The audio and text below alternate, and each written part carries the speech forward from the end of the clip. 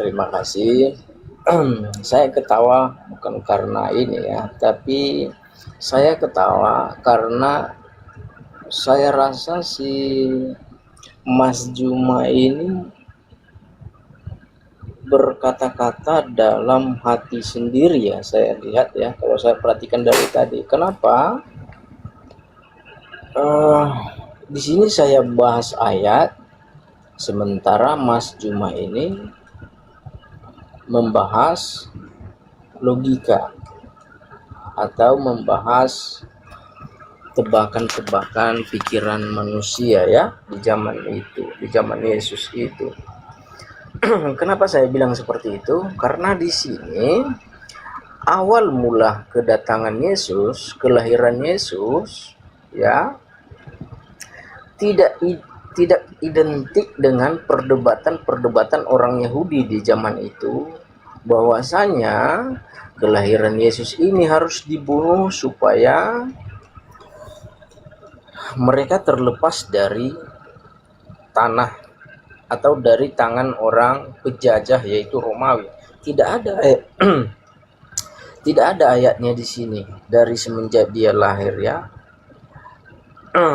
Karena Matius 2 ayat 1 ini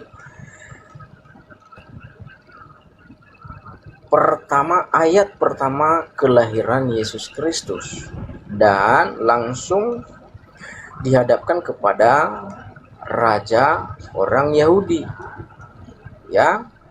Sekali lagi saya baca ya, apakah saya salah baca atau saya benar membacanya atau bagaimana ya? Karena kalimatnya di sini enggak ada kata-kata Yesus harus dibunuh supaya kita lepas dari tanah penjajah yaitu orang Romawi ya. Saya baca sekali lagi ya teman-teman ya, saudara-saudara ya. Setelah Yesus lahir di Bethlehem di tanah Yudea pada zaman Herodes, pada zaman Raja Herodes ya, pada zaman Raja Herodes, datanglah orang-orang Majus dari timur ke Yerusalem dan bertanya-tanya, di manakah dia, raja orang Yahudi? Nah, mendengar raja orang Yahudi ini ya, maka marah nanti Herodes ini di sini karena dia mendengarkan kata-kata raja ini ya, yang baru dilahirkan itu, karena kami telah melihat bintangnya ya. Kalau kita meneliti ayat ini, kalimat ayat ini, di sini berbicara soal keilahian, soal kuasa Allah, soal kuasa sang ilahi atau sang Allah. Ya, saya baca sekali lagi ya. Dan bertanya-tanya, di mana dia, raja orang Yahudi, ya, yang baru dilahirkan itu. Kami telah melihat bintangnya. Satu poin ya. Ya, satu poin bahwa tidak ada manusia seorang pun di bumi ini yang dia lahir terus ada tanda-tanda bintangnya. Tidak ada ya. Berarti ini menurut saya ini berbicara keilahian atau kekuasaan Allah ya, atau kekuasaan Tuhan. Selanjutnya, dan kami datang untuk menyembah Dia. Ya, di sini tidak berbicara soal politik, tetapi di sini berbicara soal kerohanian. Di sini berbicara soal ketuhanan. Kami datang untuk menyembah Dia. Ya. Nah, selanjutnya, ketika Raja Herodes mendengar hal itu, terkejutlah ia beserta seluruh Yerusalem. Maka dikumpulkannyalah semua imam, kepala, dan ahli Taurat.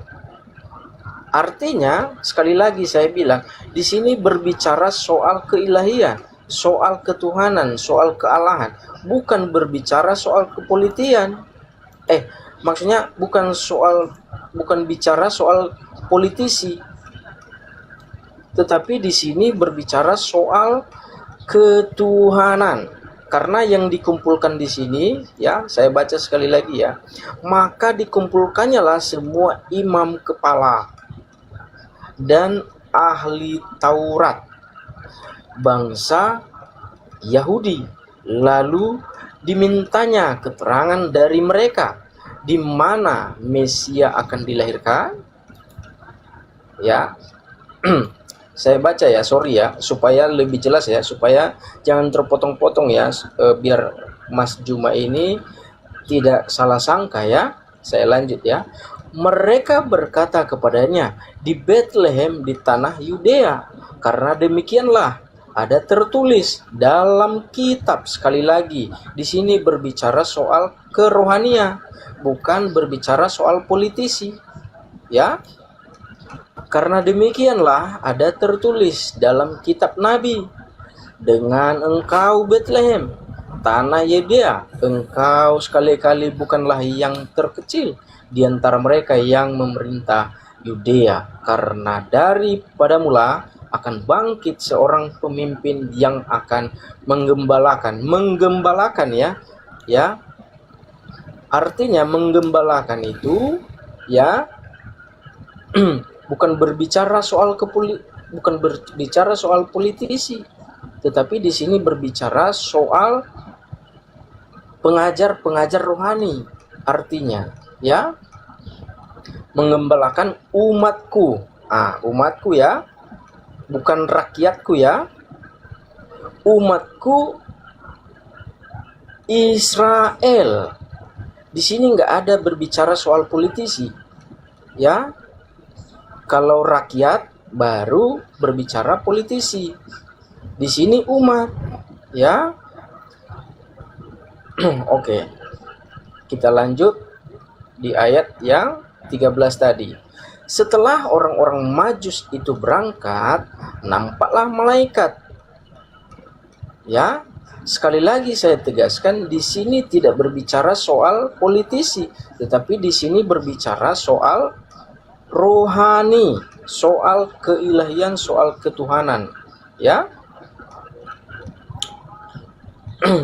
Nampaklah malaikat Tuhan kepada Yusuf dalam mimpi dan berkata, bangunlah, ambillah anak itu serta ibunya, larilah ke Mesir dan tinggal di sana sampai aku berfirman. Sekali lagi saya tegaskan di sini bukan berbicara soal politik, ya, bukan berbicara soal politik, tetapi berbicara soal kerohanian. Di sini sudah jelas, sampai aku berfirman kepadamu, ya, karena Herodes akan mencari anak itu untuk membunuh dia. Di sini nggak ada kata-kata orang Israel di sini. Di sini hanya berbicara soal kerohanian, tidak dengan politik. Ya.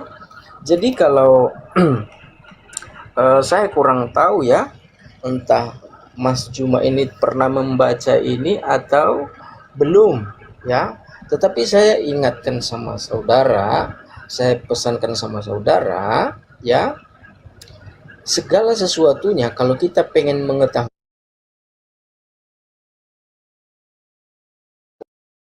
mengetahui dari awal mulanya kenapa masalah itu terjadi, ya. Awal mulanya kedatangan Yesus di sini sudah jelas.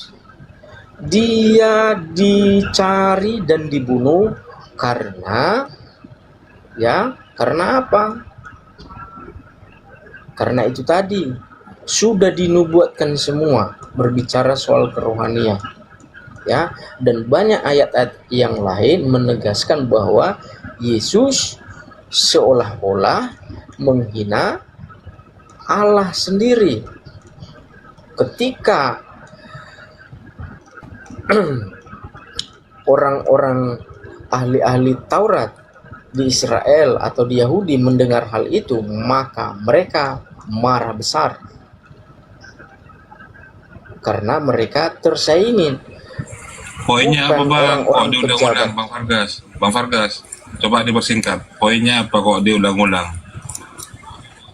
Iya, poinnya adalah di sini berbicara soal kerohanian, Mas, Host, bukan itu radio soal lagi diputar politisi. itu. Lupa matiin. Ya, diputer-puter. Boleh saya tanggapi, boleh? Iya, yang poin saya di sini adalah saya tegaskan di sini Mas cuma tidak berbicara politisi, tetapi berbicara soal keilahian atau kealahan. Oke, silakan. Iya. Jadi saya sendiri sebagai narasumber Islam ini mengibaratkan Anda sedang menyebutkan nama-nama mangga, pisang, kedondong, apel, kemudian durian. Lantas Anda mengatakan ini tidak berbicara mengenai nama-nama buah. Ini sedang berbicara mengenai ikan. Anda menyebut, Anda membaca. Yang Anda baca itu adalah unsur politik yang begitu tajam sampai malaikat pun ikut berpolitik. Tapi Anda mengatakan ini bukan masalah politik. Bagaimana ceritanya? Herodes adalah seorang raja. Ada hal apa dia membahas tentang kerohanian dengan orang Yahudi? Mereka tidak ada sengketa tentang Tuhan. Antara Theos, antara dewa-dewa orang Roma, tidak sedang bersengketa dengan Elohim yang disembah oleh orang Yahudi. Anda berbicara mengenai raja. Raja siapa? Raja Herodes. Lalu kemudian Yesus dinubuatkan menjadi siapa? Menjadi pemimpin bangsa Israel. Sedangkan Herodes sedang duduk sebagai pemimpin rakyat Bethlehem, Yudea, Israel. Jelas ini berbicara mengenai politik. Anda menyebutkan nama-nama buah, tapi Anda mengatakan ini membahas tentang ikan, Bang Suma, bukan tentang buah. Nih, saya bukan ingin mengajarkan, saya hanya ingin meluruskan saja. Anda baca Lukas 1 nomor 33. Dan ia akan menjadi raja atas kaum keturunan Yakub sampai selama-lamanya, dan kerajaannya tidak akan berkesudahan. Ini nubuat. Nubuat ini lebih dulu dipanggil imam kepala mahkamah agama. Apa yang kalian tahu tentang Mesias, tentang pemimpin yang akan bangkit di tengah-tengahmu?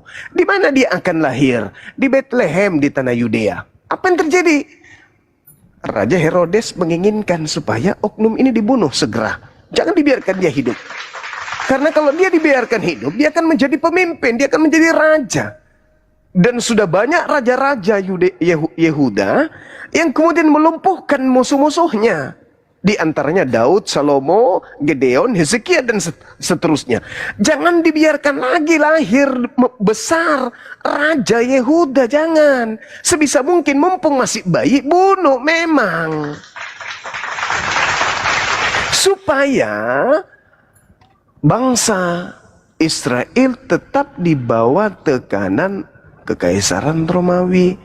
Dan engkau Bethlehem, tanah Yehuda, engkau sekali-kali bukan yang terkecil di antara mereka yang memerintah Yehuda. Memerintah Yehuda. Itu masalah pemerintahan politik, bukan masalah kerohanian. Karena daripada mula akan bangkit seorang pemimpin. Pemimpin itu raja. Ini membahas tentang politik. Ini bukan membahas tentang kerohanian yang akan menggembalakan Israel. Gembala-gembala Israel itu banyak. Nabi Musa gembala Israel, Nabi Daud, Salomo itu gembala semua. Itu pemimpin, gembala itu pemimpin. Maka diam-diam Herodes memanggil orang-orang Majus. Dan dengan teliti bertanya kepada mereka, bila manakah bintang itu akan nampak? Kemudian ia menyuruh mereka ke Bethlehem dan berkata, pergi dan selidikilah dengan seksama hal-hal mengenai anak itu. Segera sesudah kamu menemukan dia, kabari aku supaya aku datang juga menyembahnya. Kata Herodes, padahal bukan untuk menyembahnya, untuk membunuhnya. Itu aja sudah unsur politik. Karena kemudian orang-orang Majus ini datang dalam mimpi mereka supaya jangan kembali ke Herodes, maka pulanglah orang-orang Majus ini ke negeri mereka melalui jalan yang lain. Apa yang terjadi? Apakah Herodes itu tinggal diam? Tidak. Malaikat datang dengan cara berpolitik juga. Malaikat datang kepada Yusuf. Yusuf, bangun, ambil istrimu, ambil anak itu, larilah kalian ke Mesir, tinggallah di sana sampai aku kembali berfirman kepadamu, karena Herodes akan mencari anak itu untuk membunuh dia. Maka Yusuf bangun, mengambil anak itu dan istrinya malam itu juga menyingkir ke Mesir dan tinggal di sana hingga Herodes mati, baru balik lagi ke Bethlehem, baru balik lagi ke tanah Yudea. Setelah kemudian dipimpin tanah Yudea itu oleh Arkelaus, anak daripada Herodes. Begitu. Nah, ketika kemudian Herodes ini tahu bahwasanya orang-orang Majus ini telah menipu dia, Herodes kemudian marah besar. Dia menyuruh membunuh semua anak-anak yang ada di Bethlehem dan sekitarnya, di mana anak-anak yang diperintahkan dibunuh adalah diindikasikan itu seumpama usia Yesus 2 tahun, maka semuanya anak dibunuh. Itu yang Anda harus pahami, Bung. Jadi dari kecil Yesus itu sudah kemudian diselubungi dengan agenda-agenda politik. Nah, yang saya bahas ini itu pada saat dia dewasa, Bang, bukan pada saat dia kecil. Pada saat dia kecil, musuh terbesarnya adalah Herodes. Pada saat dia besar, musuh besarnya adalah kaumnya sendiri. Kenapa? Karena kaumnya masih dalam tekanan kerajaan Romawi dan tidak ingin kemudian bangsanya benar-benar dirampas secara totalitas oleh Kaisaran Romawi, maka mereka harus menumbalkan Yesus agar bangsa mereka tidak dirampas oleh Kekaisaran Romawi. Itu tertulis di mana? Yohanes 11 nomor 45 sampai nomor 57. Saran saya, belajarlah lebih dalam lagi kepada Bible. Jangan Anda mengatakan Bang Suman tidak pernah baca. Saya puluhan tahun dah mengkaji Bible ini, dan apa yang Anda baca itu sudah di luar kepala saya. Anda baru ingin membacanya, saya sudah tamat. Untuk itulah saya katakan kepada saudara, dari sejak kecil Yesus itu sudah diselimuti gerakan-gerakan politik dari Kekaisaran Romawi maupun internalnya sendiri. Ketika dia dewasa, Anda boleh baca kemudian dalam Yohanes 11 itu, bagaimana orang-orang Yahudi bersepakat ingin membunuh Yesus sampai imam kepala angkat suara. Apa katanya? Yesus harus mati. Untuk apa? Supaya bangsa kita tidak dirampas oleh Roma. Untuk itulah dia bernubuat, Yesus harus mati untuk bangsa kita. Nah, maka mulai saat itu mereka bersepakat membunuh Yesus. Yohanes 11 nomor 53. Nomor 54-nya dikatakan, karena itu Yesus tidak lagi menampakkan diri di muka umum di antara orang-orang Yahudi. Yesus berangkat di suatu daerah dekat padang gurun ke sebuah kota yang bernama Efraim, dan disitulah Yesus tinggal bersama dengan murid-muridnya. Lalu kemudian di data nomor 57-nya, sementara itu imam-imam kepala dan orang-orang Farisi telah memberikan perintah kepada rakyat supaya setiap orang yang tahu di mana Yesus berada agar memberitahukan keberadaannya kepada imam kepala agar mereka dapat menangkap Yesus. Jadi Yesus pada TKP, pada kondisi yang ada, pada latar belakang yang sebenarnya, ingin dibunuh karena unsur politik agar bangsa Israel tidak dirampas penjajah Roma. Tak ada dosa waris, tak ada dosa kutukan, tak ada membebaskan dosa orang-orang Kristen, tak ada menggenapi saya, tak ada kemudian menggenapi dosa-dosa yang harus ditebus dengan tumbal darah manusia, dan tak ada kemudian penyelamatan dengan menghapuskan Torah. Itu yang perlu saudara pahami. Ajaran-ajaran yang muncul kemudian barulah menggunakan nama Yesus sebagai tameng untuk menjelaskan dan menguraikan ajaran di luar Yahudi itu. Itu yang perlu saudara pahami. Maka Yesus mengatakan, waspadalah kepada penyesat yang datang kepadamu memakai namaku dan berkata, akulah Mesias. Nah, inilah ajaran yang muncul kemudian, nembus dosa lah, Tuhan matilah, Tuhan turun ke bumi lah, Tuhan disalib lah. Ajaran-ajaran ini muncul karena memakai nama Yesus. Dan banyak orang yang disesatkan dengan pola itu. Nah, Yesus sudah menubuatkan dan Al-Quran menerangkan, wa makaru wa makarallah wallahu khairul makirin. Ketika orang-orang Yahudi membuat makar terhadap Nabi Isa alaihissalam, Allah membalas makar mereka, dan sesungguhnya Allah adalah sebaik-baiknya pembalas kejahatan. Begitu saudaraku. Jadi saya berbicara terkait dengan data. Adapun ajaran Anda yang muncul belakangan Yesus nebus dosa bla bla bla, itu tidak sesuai dengan apa yang terjadi di TKP saat kejadian. Seibarat kata nih, ada orang yang ingin membunuh Pak Bom Bom misalnya. Kita bunuh Pak Bom yuk. Kenapa dia harus dibunuh? Ya karena dia mengambil tanah kita tanpa izin. Dia merekayasa sertifikat tanah kita. Ayo bunuh, bunuh, bunuh. Terjadi eksekusi terhadap Pak Bom Bom. Ternyata sebelum itu terjadi, pemerintah telah menyelamatkan Pak Bom Bom dengan mengirimnya ke Pulau Jawa. Tidak dibunuh dia. Nah, 1 abad kemudian, 3 abad kemudian muncul ajaran baru. Bom Bom mati disalib untuk menebus dosa-dosa kita. Padahal pada saat kejadian bukan karena dosa, tapi karena adanya sengketa lahan. Inilah yang terjadi sekarang ini. Orang kemudian meneteskan air mata. Oh begitu besar kau Tuhan, karena kau telah mencurahkan darahmu untuk kami. Padahal kejadian di TKP tidak begitu. Kejadian yang ada, orang-orang Yahudi ingin membunuhnya karena takut bangsanya dirampas oleh Kekaisaran Romawi. Begitu saudara, begitu kenyataan yang tertuang di dalam Bible. Bukan saya merekayasa, tapi itu ada tertulis. Gitu, silakan.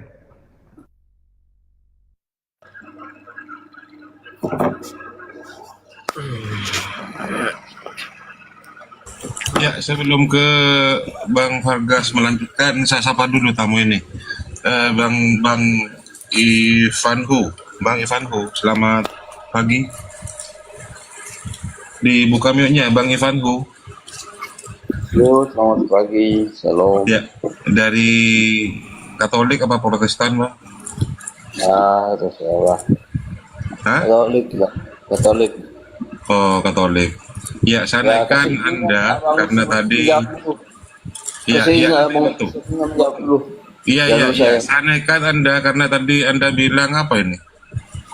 Suma Taleso, naikkan saya. Nah, makanya saya naikkan. Apa Taleso? Nggak tahu, nggak ngerti ya. Ya, mau diskusi? Oh, kesini dulu menjawab. Selesaikan dulu mereka menjawab. Nah, sudah selesai Bang Vargas? Mau dibantu Bang Vargas? Ya, iya. Terima kasih banyak ya. Jadi saya mau tanya sama Mas Juma ini ya. Bang, sebelum tanya saran saya gini aja. Terima kasih Bang Juma atas ilmunya yang dipaparkan, luar biasa, saya baru paham gitu, Bang. Ya.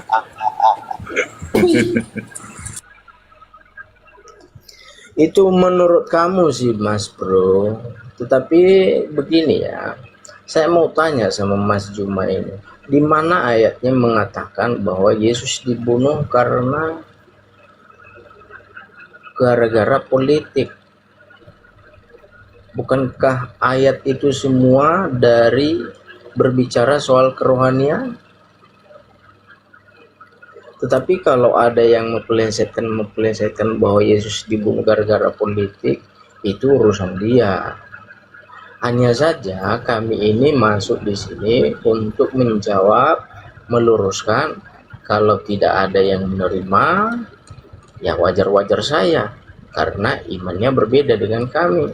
Yang kami tangkap di sini hanya ayat firman yang mengatakannya, bukan filosofi atau pikiran-pikiran orang Yahudi itu. Tetapi yang kami artikan di sini adalah ayat Alkitab itu. Ya, karena di ayat Alkitab ini satupun tidak ada ayat yang berkata Yesus dibunuh gara-gara politik. Ya, saya baca ayat boleh Bang? Di situ ya. Saya baca dalamnya. Mas. Oke, baik. Silakan. Jadi gini, baik.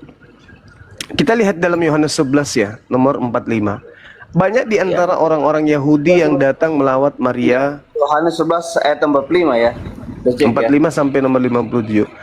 Yang menyaksikan sampai 47. Berapa? Ya, 45 sampai 57.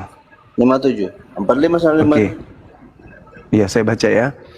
Banyak orang di antara orang-orang Yahudi yang datang melawat Maria yang menyaksikan sendiri apa yang telah diperbuat oleh Yesus, percaya kepada Yesus. Jadi banyak orang yang datang kepada rumah Maria, melawat Maria, dan menyaksikan sendiri apa yang diperbuat Yesus, dan orang banyak ini percaya kepada Yesus.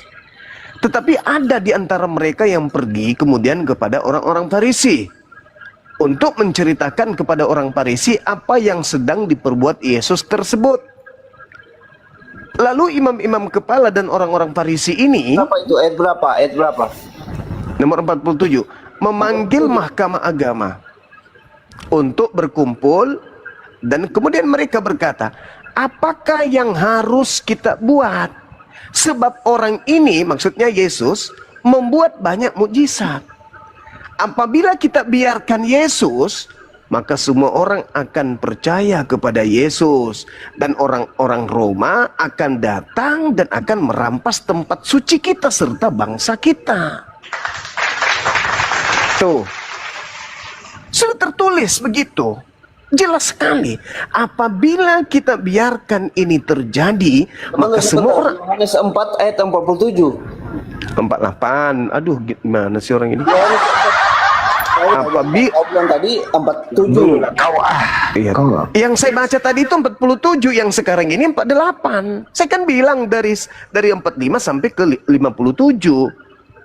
Begitu saudaraku. Jadi kita sedang belajar ini. Tetapi seorang di antara mereka, yaitu Kayafas, imam kepala, berkata kepada mereka, kamu tidak tahu apa-apa, dan kamu tidak insaf, bahwa lebih berguna bagi kamu jikalau satu orang mati, yaitu Yesus, untuk bangsa kita, yaitu bangsa Israel. Zuma. Teks Yohanes 4 ayat 48, maka kata Yesus kepadanya, jika kamu tidak melihat tanda dan mujizat, kamu tidak percaya. Jangan kamu lebarkan. Jangan kamu lebarkan. Itu aja. Anda salah baca. Biar kawan. aja, Mas. Anda salah baca. Biar Anda aja salah dulu. baca. Selesaikan dulu. Anda baca Selesaikan apa dulu, Mas. itu? Data apa yang Anda baca itu? Kamu bilang Yohanes 4. Yohanes berapa? Yohanes 11. Oh, Yohanes 11:48. Bang, kalau sakit gigi, jangan minum obat cacing. Biar kembali. Apabila kita biarkan Yesus, maka semua orang akan percaya kepada Yesus, dan orang-orang Roma akan datang. Tidak ada bilang apabila kita membiarkan Yesus atau apabila kita membiarkan dia. Dia itu siapa, Bang? Hah? Dia itu siapa? Ini dalam teks Yohanes bukan berarti Yesus. Dia itu siapa? Nah, kau Dia bertanya, itu maka semua akan orang percaya kepadanya, dan orang Roma akan datang dan merampas tempat suci kita serta bangsa kita. Dia siapa? Dia ini pakai koma, Bang. Iya, dia itu siapa di situ? Dia itu pakai koma, Bang. Iya, dia di situ siapa? Nah, sekarang saya tanya, Abang, saya bicara Zuma, komanya, saya bicara iblis. Ini waktu aja dulu kesel gue banyak bang. Acing, turun dulu kau lah, gak aja. Sorry Bang ya, sorry. Jadi kalau kita beragama itu harus membela akidah kita. Bukan kita yang kemudian mati-matian membela akidah kita karena bertentangan dengan dalil.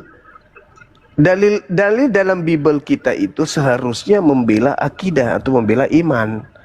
Ini yang terjadi sekarang adalah iman Anda justru bertolak belakang dengan dalil yang ada di Bible Anda.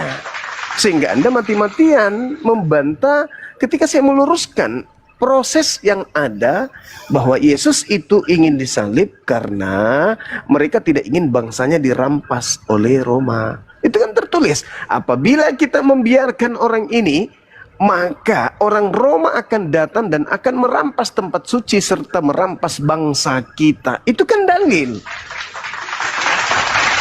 Maka mulai saat itu imam kepala yaitu Kayafas bernubuat bahwa Yesus harus mati untuk bangsa itu. Bangsa mana? Bangsa Israel. Maka mulai saat itu mereka bersepakat membunuh Yesus. Nah tadi saudara siapa namanya? Pargas minta dalil. Mana unsur politiknya? Apabila kita biarkan Yesus melakukan mukjizat dan semakin banyak orang percaya kepada dia, maka semua orang akan percaya kepadanya dan orang-orang Roma akan datang dan akan merampas tempat suci kita. Apa dan bagaimana caranya supaya bangsa mereka tidak dirampas oleh bangsa Romawi? Dengan cara apa? Dengan cara membunuh Yesus. Supaya apa mereka membunuh Yesus? Supaya bangsanya tidak dirampas oleh Romawi. Nah, itu politik tidak? Politik. Andaikan kemudian imam kepala berkata, Yesus harus mati untuk menebus dosa kita, maka fix Yesus mati untuk menebus dosa. Tapi faktanya, Yesus harus mati untuk bangsa mereka, agar bangsa mereka tidak dirampas oleh Yahudi, oleh Romawi. Bukan dikatakan Yesus harus mati agar dosa-dosa kita ditebus. Itu nggak ada. Tapi Yesus harus mati agar bangsa kita tidak dirampas oleh Roma. Nah, itulah akarnya, itulah awalnya. Kenapa Yesus ingin dibunuh? Karena takut bangsa mereka dirampas oleh orang Roma. Kenapa Yesus ingin dibunuh pada saat dia mati? Pada saat dia bayi? Karena bangsa Romawi takut mereka tidak lagi berkuasa terhadap tanah Bethlehem. Karena bangsa Romawi takut kalau kerajaannya diganti oleh kerajaan Yesus. Karena bangsa Romawi takut kalau kerajaan Daud kembali bangkit. Karena kerajaan Romawi takut kalau kerajaan Israel dari Ben Yakub itu kembali berjaya. Maka mereka dari sejak bayi Yesusnya harus dibunuh. Ketika ternyata dia kecolongan dan sudah mulai besar, justru bangsanya sendiri yang ingin membunuhnya agar bangsa Romawi tidak merampas bangsa mereka. Jadi unsur politiklah yang melatar belakangi pembunuhan dan penyaliban terhadap Yesus. Apakah Tuhan pencipta langit dan bumi rela nabinya dibunuh, disalib untuk politik? Tentu tidak. Silakan.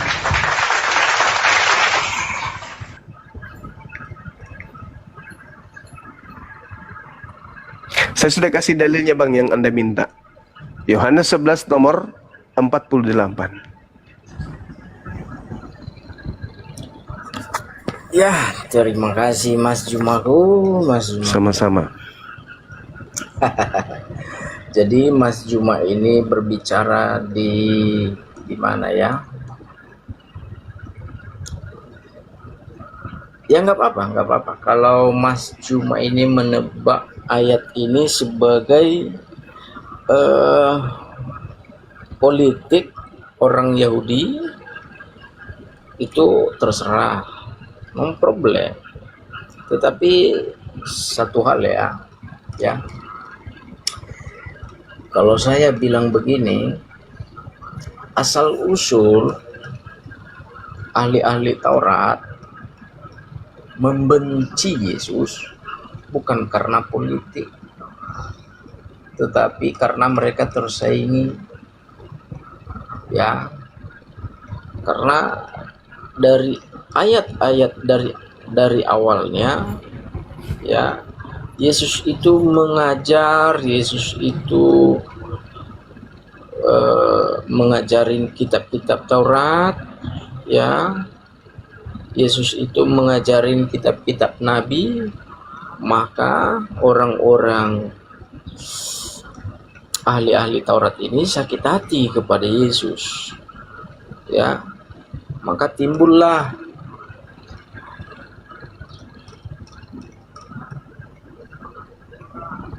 kejahatan-kejahatan itu di dalam hati mereka. Jadi kalau Mas Juma ini berbicara dengan ayat ini saja, ya saya bilang terserah. Kalau kita ini cuma satu ayat saja, satu pasal aja, ya saya bilang itu benar asli. Tetapi karena ini ayat berkata segitu banyak dan ini enggak berbicara, awal usulnya itu tidak berbicara soal politik, tetapi sakit hati karena mereka tersaingin soal pengajaran Alkitab atau ahli Taurat,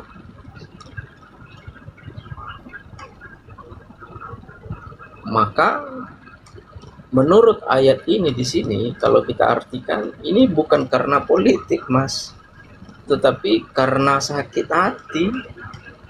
Mereka mau membunuh Yesus itu karena sakit hati mereka tersaingi, karena mereka ini ahli-ahli Taurat. Ya, tapi ya terserahlah, terserah siapa yang bisa mengartikan ini bahwa ini gara-gara politik. Ya, kalau menurut saya sebagai orang Kristen, karena saya membaca dari awalnya, ya, ini bukan bicara soal politik, Mas, tetapi asal usul orang-orang ahli Taurat ini sakit hati kepada Yesus karena mereka tersaingi, karena Yesus ini membongkar semua secara tidak langsung, membongkar semua ajaran-ajaran mereka yang tidak benar. Maka timbullah di dalam hati mereka kejahatan. Maka mereka mencari cara mempengaruhi masyarakat itu, orang-orang Yahudi yang lain, untuk membunuh Yesus. Tetapi oke lah, terserah. Saya sendiri ya, kalau saya tidak bisa, orangnya tidak mau memaksa. Ya, bagi siapa yang mengartikan ayat ini dari ayat 1 sampai terakhir ini, ya kalau dia bisa mengartikan ini sebagai politik, ya terserah. Itu hak dia. Tetapi saya di sini hanya menjelaskan, ya, karena ini Alkitab saya, ya. Jadi saya nggak salah kalau saya bilang ini bukan gara-gara politik, Mas Juma. Ya, iya jelas kalau kita melihat ayat ini saja, ayat 48 ini jelas betul. Mereka menginginkan Yesus, ya, supaya itu tadi, supaya jangan orang Romawi menguasai mereka, ya. Tetapi asal usulnya itu, ya, kalau kita mau membaca dengan baik, menelusuri dengan baik, asal usul mereka sakit hati kepada Yesus itu bukan politik, Mas.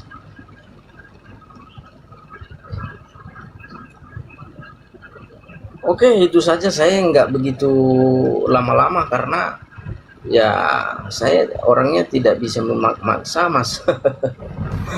Kalau tidak bisa diterima, ya terserah. Siapa yang mau mengartikan ini bahwa ini artinya, ya terserah. Yang penting kita menjelaskan di sini. Kita baca dari ayat 1 sampai terakhirnya supaya kita mengerti, Mas. Ya. Ya kalau kita cuman ambil satu ayat-ayat aja yang berkata demikian, ya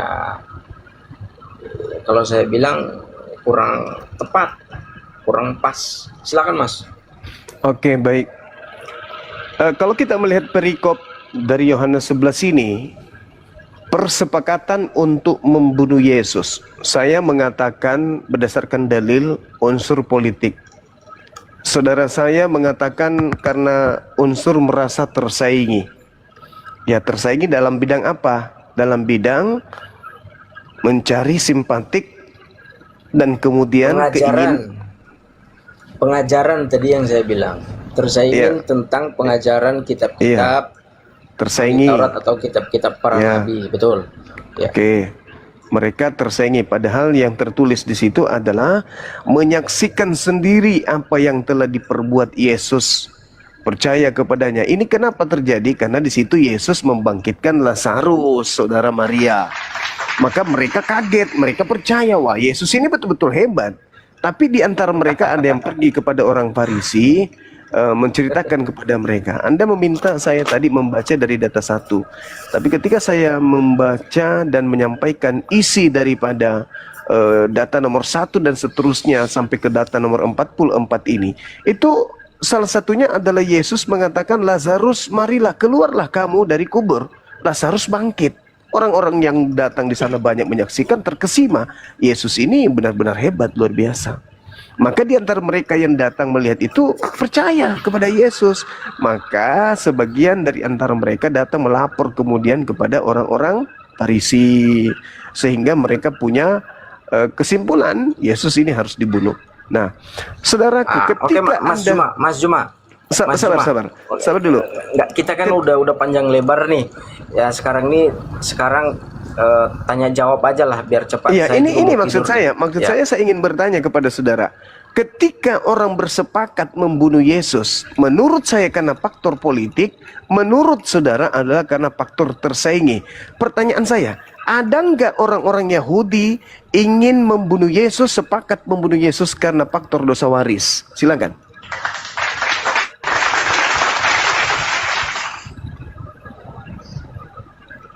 Faktor dosa waris dalam arti maksudnya gimana nih? Kan orang Kristen mengatakan Yesus mati untuk menebus dosa kalian kan? Nah, pertanyaan saya, ada nggak orang-orang Yahudi ingin membunuh Yesus karena faktor dosa waris ini? Karena faktor ingin nebus dosa. Sementara kita sudah mengkaji Yesus ingin dibunuh karena takut bangsanya dirampas oleh orang Roma. Nah, pertanyaan saya, ada nggak Yesus ingin dibunuh? Mereka sepakat ingin membunuh Yesus karena adanya penebusan dosa. Ada nggak itu, Bang?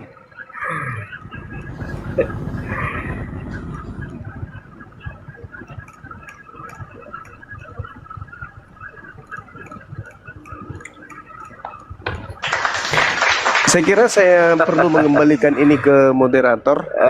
Sebentar Mas Juma. Sebentar Mas Juma ya. Indi Slebes, Dinda Tahta. Iya, saya jawab ya. Oh, boleh. Silakan. Ya. Silakan. Apakah ada orang Yahudi atau orang Israel itu membunuh Yesus karena faktor dosa pewaris ya? Sebenarnya judulnya itu bukan begitu sih Mas, tetapi judulnya adalah orang-orang Yahudi membunuh Yesus karena mereka menganggap Yesus bahwa menghina Allah nenek moyang mereka. Oke, bukan karena dosa waris? Bukan. Oke, selesai kita. Silakan Kanda diambil alih dulu. Gagal nebus dosa waris malam ini. Silakan.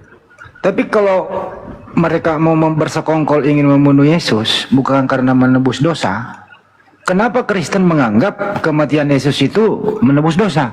Dari mana ilmu ini? Dari mana ajaran ini? Silakan. Kalau ketawa. Jadi begini Mas. Iya, kan nggak apa-apa kita ketawa Mas. Santai aja Mas. Iya kan? Saya orangnya santai aja. Ya kalau ketawa juga lah Mas. Jangan tegang kali lah. Begini ya. Kalau saya katakan di sini, ya saya udah bilang dari awal. Orang Israel atau orang Yahudi itu dia itu terbelah. Ada yang percaya kepada Yesus, ada yang tidak percaya kepada Yesus. Nah, yang tidak percaya kepada Yesus yaitu pikirannya adalah Yesus ini menghina Allah nenek moyang mereka. Tetapi yang percaya kepada Yesus bahwa Bang, bukan itu pertanyaannya ini, Bang. Tadi katanya mau tiktokan, bukan pertanyaannya. Menurut Anda, Yesus mati di tiang salib itu tujuannya apa untuk Kristen? Kamu dengar saya dulu, Mas. Bukan itu yang ditanya. Bukan itu yang ditanya. Sama Mas Juma tadi. Iya, saya karena Bang Juma terlalu baik buat Anda. Tujuan Yesus, tujuan Yesus mati di tiang salib. Tujuan Yesus mati di tiang salib itu buat Kristen tujuannya apa? Mas, gini Mas ya. Orang-orang yang Bang Juma ini, dia ngomongin buah-buahan tapi endingnya dibilang ikan. Mas, orang Yahudi itu yang percaya sama Yesus itu orang Kristen. Bukan itu yang ditanya. Bukan itu yang ditanya. Karena yang percaya kepada Yesus adalah orang Kristen. Bukan itu yang ditanya. Mas bertanya sama saya, ya, maka saya jawabnya dengan Kristen di zaman Yesus. Kan sama saja. Sekarang ini Anda Kristen nih, pertanyaan sederhana. Tujuan Yesus mati di tiang salib itu sebagai Anda orang Kristen tujuannya apa? Oh, banyak tujuannya Mas. Kalau saya, Nah, satu. Satu, Yesus mati.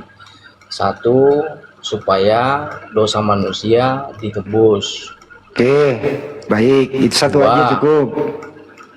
Dua, tunggu biar nggak salah paham Mas. Nah, dua apa? Dua, Yesus mati di kayu salib mengajarkan kepada umatnya, woi umatku, perhatikan, kamu tidak pernah lari dari kematian. Maka kalau engkau menghadapi segala sesuatu, sekalipun itu kematian, maka jangan engkau takut, getar, karena itu memang harus terjadi atasmu. Oke, cukup. Dua. Ketiga ya, Yesus mati di kayu salib mengajarkan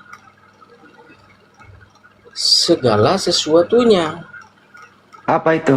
Kerendahan hati, perbuatan baik, tidak boleh melawan musuh. Makanya dia katakan, kasihilah musuhmu. Makanya Yesus berdoa di atas kayu salib. Katanya, ampunilah mereka Tuhan, karena mereka tidak tahu apa yang mereka perbuat. Baik. Cukup tiga dulu ya, menebus dosa. Tiga aja dulu. Ya. Menebus dosa, mengajar untuk tidak lari kalau ada yang ingin bunuh. Jadi kalau Kristen ini ada yang mau dibunuh, jangan lari, hadapi aja. Ketiga, kerendahan hati, mendoakan musuh. Oke, sekarang nih. Mas, gini Mas, saya lurusin dulu. Sebentar dulu, saya luruskan dulu ya, biar nggak salah. Anda sendiri yang ngomong barusan itu. Maksudnya kematian itu, saya bilang tadi, menghadapi segala sesuatunya, maupun itu kematian. Jangan getar, karena manusia memang harus melewati. Ya udah cukup, gantian Bang Handi. Ya, siap. Silakan. Bang Handi, di antara tiga alasan dari saudara kita Kristen ini, ada nggak salah satunya menjadi latar belakang orang Yahudi ingin membunuh Yesus? Ya itulah saya mau nanya ke sana banyak. Silakan. Di antara ketiga alasan ini tadi, orang Yahudi yang ingin membunuh Yesus dengan tentara Romawi, ada nggak ketiga alasan ini menebus dosa salah satunya buat mereka? Jangan nangis. Mas, satu hal yang Mas tahu, mereka membunuh Yesus karena mereka tidak mengerti kedatangan Yesus. Tetapi yang mengikuti Yesus, yang mengasihi Yesus, yang percaya kepada Yesus adalah orang-orang yang percaya tentang kedatangan Yesus. Jadi kalau Mas bertanya hal seperti itu, maka Mas belum tahu apa-apa hal ini. Saya rasa. Oke, saya ulang nih Bang. Ini Bang, saya ulang semangat bahasa Indonesia nih. Tujuan Yesus mati untuk orang Kristen salah satunya menebus dosa. Ya. Terus mengajari orang agar tidak lari dari kematian, kerendahan hati, dan seterusnya. Pertanyaannya adalah, di antara ketiga tujuan Yesus mati di tiang salib ini, orang-orang yang ingin membunuh Yesus ini, tujuannya apakah sama dengan tujuan Kristen? Tidak. Nah, pertanyaannya dari mana Anda ambil ilmu tujuan ini? Karena mereka tidak percaya. Astagfirullahaladzim. Semakin nggak nyambung banyak banget. Sudahlah. Saya sudah bilang tadi, orang yang percaya kepada Yesus adalah orang-orang yang tahu dan paham kedatangan Yesus itu seperti apa. Tetapi orang yang tidak mengenal Yesus, kedatangan Yesus itu seperti apa, maka mereka sangat benci kepada Yesus. Kenapa? Karena Yesus ini mereka anggap menghina Allah nenek moyang mereka, karena mereka tidak paham. Saudara, di antara ketiga alasan yang tadi, ada nggak salah satu atau ketiga-tiganya alasan ini dipakai sebagai alas awal membunuh Yesus? Ada nggak di antara ketiga alasan ini salah satunya menjadi alasan membunuh Yesus? Tadi kan saya mengatakan mereka sepakat membunuh Yesus karena unsur politik. Tapi Anda mengatakan tujuan Yesus dibunuh ada 3. Nah, pertanyaan saya, ketiga alasan ini ada nggak salah satunya? Nggak usah tiga-tiganya, berat kali kalau tiga-tiganya. Satu aja. Adakah di antara 1 di 3 alasan ini yang menjadi dasar pijakan orang Yahudi sebagai tuan rumah, sebagai pelaku membunuh Yesus? Ada nggak, Bang? Aduh. Lanjut Bang Andi, lanjut Bang Andi. Mas Juma, ya, yang merencanakan Lain ditanya, lain kematian dijawab Yesus kan? itu. Lain ditanya, lain dijawab. Mas, kamu dengar dulu Mas, supaya kamu paham Mas. Saya tidak pernah menolak pendapat Mas di situ ya. Tetapi paling tidaknya saya menjawab. Kalau tidak terima terserah ya. Ya, saya jawab ya. Kematian Yesus itu ya sudah dinubuatkan oleh Tuhan. Tetapi yang diinginkan oleh orang yang menyalibkan Yesus tidak dengan sepaham dengan tujuan Allah itu. Artinya tujuan Allah mereka tidak ketahui. Padahal tujuan Allah Yesus harus mati. Gimana ini Bang? Nah, ini? Orang ini nggak nyambung. sementara ya dengar ya Bang. Tuhan berfirman Yesus harus mati itu di mana dalilnya? Seandainya mereka mengetahui bahwa Yesus itu harus mati, mereka akan tidak melakukan itu. Karena kalau mereka menyadari hal itu, maka sama halnya mereka menyadari dosa mereka. Makanya saya kan udah bilang tadi, Yesus berkata, ampunilah mereka, karena mereka nggak tahu apa yang mereka lakukan. Bukan itu yang ditanya. Kamu tidak percaya dengan jawaban itu? Maksudnya kalau misalnya ampunilah mereka, sedangkan Anda Karena mereka mengatakan tidak tahu apa yang mereka lakukan. Iya.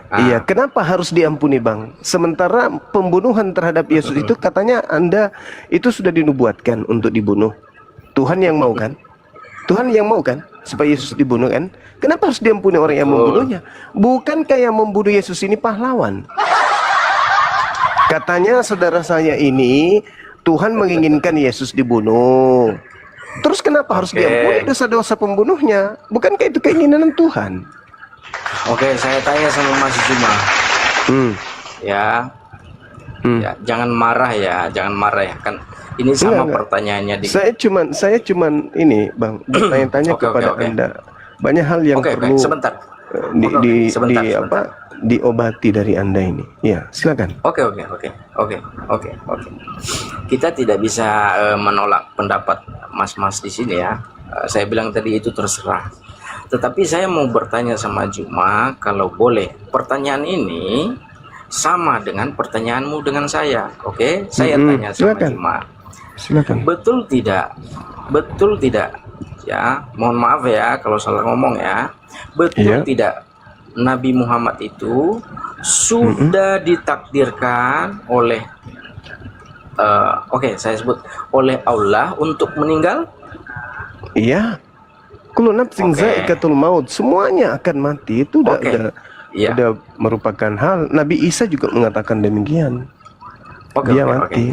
Nah, terus? Nah, pertanyaan saya di sini, Muhammad itu kan diracuni, ya, terus dia meninggal. Pertanyaan saya di sini, apakah dapat hadiah atau kado tidak orang yang meracuni Muhammad? Tidak ada. Di mana Nabi Muhammad mati diracun? Tidak ada. Terus tambah Juma. Jangan lari dong. Jadi gini, semua orang sudah tahu.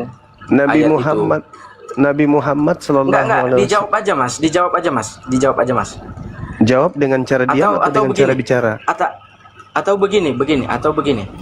Ada seseorang ya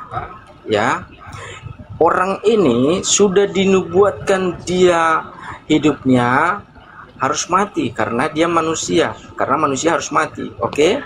Tetapi dia ini diracuni, ya. Pertanyaan saya, ya, orang yang meracuni dia berdosa atau tidak? Ini tidak Berdosa. berdosa ya, berdosa. Iya. Oke. Mas Juma sudah menjawab sendiri pertanyaan Mas Juma, Iya. ya. Hmm. Jadi kalau Mas Juma bertanya, apakah yang membunuh Yesus itu sebagian dari rencana Tuhan? Jawaban saya tidak. Kenapa? Mas Juma sudah menjawab sendiri. Lucu ini Bang, lucu. Jadi gini, dengarkan saya dulu. Jangan tertawa kalau belum lucu. Itu aneh. Silakan. Oke. Jadi gini. Mas Juma boleh ketawa kok. Mas Juma boleh ketawa. Saya tidak akan ketawa sebelum Anda sembuh. Anda parah. Jadi gini kok. Aduh. Jadi gini. Ya.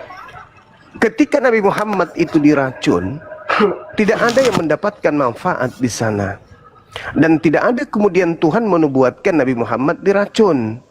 Tidak ada dalil dalam kitab suci kami Nabi Muhammad dinubuatkan untuk diracun. Nabi Muhammad diracun dan 4 tahun setelahnya kemudian beliau masih berdakwah, bahkan memimpin jemaat untuk melakukan haji wada. Nabi Muhammad seibarat ditembak, 4 tahun kemudian sudah baru kemudian beliau meninggal. Ada orang kemudian ditembak, bekasnya sudah kering, lalu kemudian dikatakan mati gara-gara ditembak 4 tahun kemudian, itu satu kemustahilan. Nah, jadi tidak ada dalam Islam itu Nabi Muhammad dinubuatkan mati diracun dan tidak ada yang mendapatkan manfaat dari kematian beliau sebagai oknum yang diracun.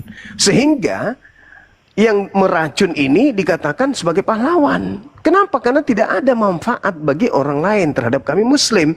Berbeda dengan Kristen, ketika Yesus mati, dibunuh, disalib, pertama katanya dinubuatkan menurut saudara, dinubuatkan oleh Tuhan untuk mati, berarti harus ada eksekutor sebagai pahlawan untuk membunuh Yesus. Yang kedua, akibat dari pembunuhan ini miliaran manusia ditebus dosanya sehingga mereka masuk surga. Berarti pelaku pembunuhan Yesus itu adalah pahlawan untuk orang-orang yang masuk surga karena kematian Yesus. Sedangkan kami tidak ada orang masuk surga karena percaya terhadap kematian Nabi Muhammad diracun. Kalau karena Nabi Muhammad diracun, lalu kemudian dia mati, dan lalu kemudian manfaat kematian diracun itu menyebabkan kami masuk surga, maka yang meracun Nabi Muhammad itu pahlawan. Tapi kan tidak, berbeda dengan Kristen. Kristen masuk surga karena Yesus dibunuh. Karena Yesus itu mati untuk menembus dosa. Berarti pembunuh-pembunuh Yesus, termasuk iblis dalam hal ini, adalah oknum-oknum yang berjasa terhadap keselamatan Kristen. Tanpa iblis, tanpa imam kepala, tanpa mahkamah agama, tanpa kesaksian palsu, tanpa tipu muslihat, maka orang Kristen tidak selamat. Maka mereka pelaku tipu muslihat, mereka pelaku kemudian yang merasuki Yudas, itu adalah pahlawan-pahlawan yang menyelamatkan orang Kristen dari dosa. Maka Anda harus berterima kasih kepada Sibilisisis yang merasuki Yudas. Anda harus berterima kasih kepada imam-imam kepala mahkamah agama yang melakukan tipu muslihat dan kesaksian palsu. Maka Anda berterima kasih kepada pelaku-pelaku maksiat. Bahkan Anda berterima kasih kepada iblis yang merasuki Yudas. Bahkan berterima kasih kepada Yudas yang telah berkhianat kepada Yesus. Karena berkat jasa mereka, Yesus mati, dan akibat kematian Yesus, dosa kalian dihapuskan atau ditebuskan. Jadi sekali lagi saudaraku, ini bukan menang kalah. Kita hanya memberikan edukasi. Silakan Anda pertontonkan iman saudara, kepercayaan saudara, biar yang di bawah menilai kita. Kalau ada yang salah dari saya, ada yang salah dari Bang Handi, ya insya Allah kami tetap belajar untuk memperbaiki diri. Sedangkan kalau ada yang salah dengan Anda, dari tadi Anda sudah menertawakan diri Anda sendiri. Kan gitu. Silakan Bang Handi, mudah-mudahan bisa edukasi lagi. Lanjut. Mantap. Aduh. Jadi satu lagi lah ini Mas Juma, ya. Satu lagi lah. ya. Nanti siap ini udah selesai lah. Saya mau tanya sama Mas Juma ini.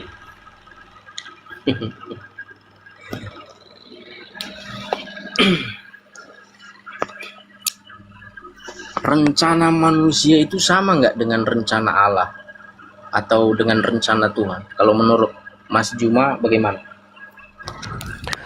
Jadi sebenarnya gini Bang, kalau berbicara mengenai di Islam, Allah itu menyiapkan dua kondisi. Fa'alhamaha fujuraha wa taqwaha. Jadi manusia itu diberikan dua potensi. Bisa taat kepada Tuhannya, bisa ingkar kepada Tuhannya. Mereka bisa bertakwa kepada Tuhannya, mereka bisa kufur kepada Tuhan. Itu potensi yang ada pada diri kita sebagai manusia. Jadi Tuhan punya rencana, ya, menciptakan kita sebagai manusia, sebagai pemimpin, memimpin diri kita minimal, lalu memimpin orang lain. Itu keinginan Tuhan. Namun kalau dalam ajaran agama Islam, wa ma khalaqtul jinna wal insa illa liya'budu. Aku tidak menciptakan manusia selain untuk beribadah kepadaku, menyembah kepadaku. Jadi tugas kita sebagai manusia itu sebenarnya hanya menyembah. Tidur, bangun tidur, tugas kita hanya menyembah. Sejak dari kita bangun tidur sampai kita tidur kembali, kerjaan kita hanya menyembah. Adapun makan, adapun bekerja, adapun kemudian berkeluarga, punya anak dan seterusnya, itu hanya hiburan-hiburan yang Tuhan sediakan kepada kita. Makan, nonton, tertawa dan seterusnya.